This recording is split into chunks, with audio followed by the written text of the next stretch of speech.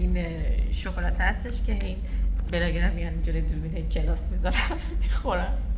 توی یه مغازه دیدم گرفتم، قیمتش هم اصلا زیاد نیست، 13 درهم. حتما سایز بزرگش رو ندیدم، سایز کوچیکش رو گرفتم. فکر کنم همین بود دیگه.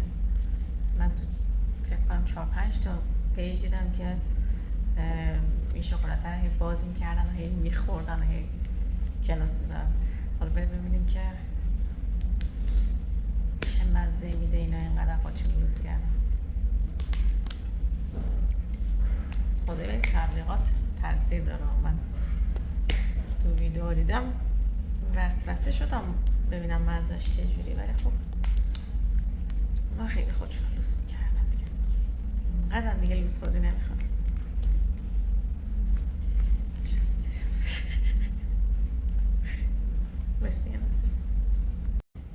خب اونی که اونا گرفته بودن تخته‌ای بود، این شکلیه. من فکر کنم چون جعبش هم اینجوری بود تا جایی یادمه، فکر کنم همین شکلش فرق میکنه.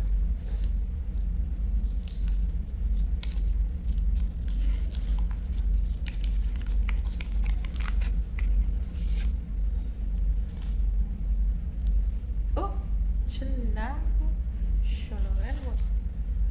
هم پسته که لاش گذاشتم.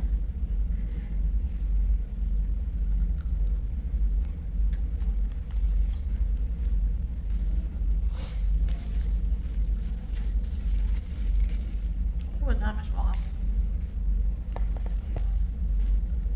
بای خوشم هم خوب بود.